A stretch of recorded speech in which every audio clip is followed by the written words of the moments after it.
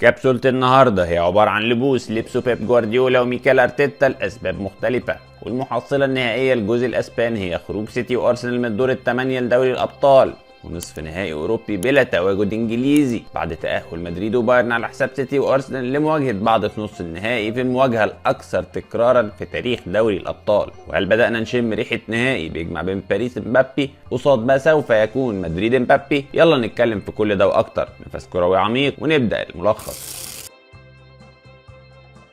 للي كان متابع من امبارح حذرت اكتر من مره اوعى تدي الامان للكوره، خاصه دوري ابطال اوروبا. التكهنات فيه والتوقعات شبه مستحيله انها تبقى صح 100%. نبدا بملعب الاتحاد، والارقام كانت بتقول ايه؟ تقول 67% استحواذ للسيتي قصاد 33% مدريد، 33 تسديده ومحاوله من السيتي مقابل 8 فقط من مدريد، 10 منهم داخل المرمى وواحده فيهم في العارضه كمان للسيتي مقابل 3 فقط من مدريد. فتكون النتيجة الطبيعية للتأهل لمين؟ للسيتي؟ لا، لمدريد.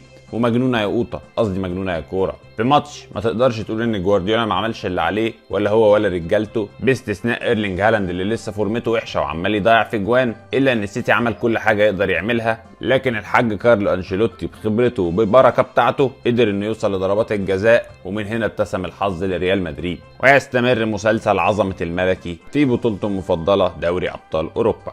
وفي الوقت اللي بنقول ان البوس بيب جوارديولا كان عباره عن سوء حظ بشكل اكبر، لبوس ميكيل أرتيتا الناحيه الثانيه كان حذر زياده وجبن وقله خبره. لان على مستوى مباراتين نقدر نقول ان ميكيل أرتيتا وتوماس توخيل لعبوا مباراه 50-50.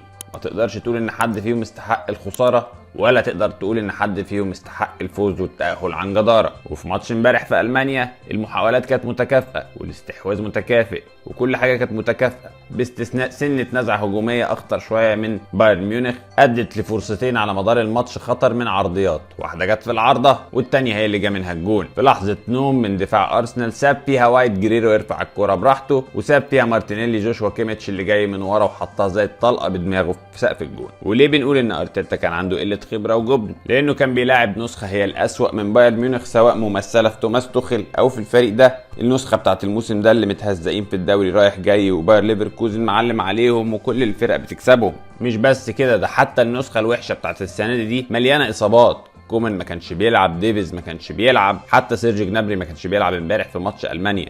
فبايرن اسم عظيم، لكن انت المرة دي كنت بتلعب شبح بايرن وكان عندك الفرصة. لكن ارسنال ما لعبش لعبه، وارتيتا صمم انه يلعب في المانيا زي ما بيروح يلعب السيتي في الاتحاد، وانه يلعب الاول على مبدا اني ما استقبلش جوان، وهو في الاخر لبس الجول. وبكده يكتمل اسبوع الاحزان عند ميكيل أرتيتا وارسنال بعد خسارتهم في الدوري قبل ماتش بايرن ب3 ايام من استون فيلا، ومعاها خساره الصداره لبيب جوارديولا وسيتي. هارد لك لارسنال والسيتي، ومبروك لمعلمين دوري الابطال القدام مدريد وبايرن ميونخ.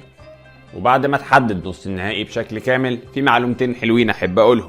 اول معلومه هي ان كده المقعد الخامس للدوري الانجليزي خد الصابونه مع صابونه ارسنال وسيتي امبارح، وهيروح المركز الخامس ده غالبا للدوري الالماني اللي وصل منه دورتموند وبايرن ميونخ. وده هيؤدي المعركه اطحن في الدوري الانجليزي بين توتنهام واستون فيلا، اللي بدورهم هيلعبوا ارسنال وسيتي وليفربول في مباريات هتحدد بطل الدوري الانجليزي. اما بالنسبه لدوري الابطال فكلنا ابتدينا نشم ريحه نهائي ما بين باريس ومدريد. طبعا بايرن ودورتموند ما تضمنش اي حاجه، ولو اتعلمنا درس واحد هو ان البطوله بنت المجنونه دي ما تقدرش تتوقع لها بحاجه. لكن تجاريا واعلاميا مجرد الفكره ان مبابي في النهائي مع باريس يكون بيلعب ضد مدريد اللي غالبا هيكون ناديه بعد الماتش ده فكره سكسي بصراحه. دي كانت كل الاخبار، وهنتقابل تاني في باقي المشوار مع نصف النهائي في دوري الابطال. واحب افكرك ان النهارده في سهرات اليوروبا ليج لو فرقتك هناك.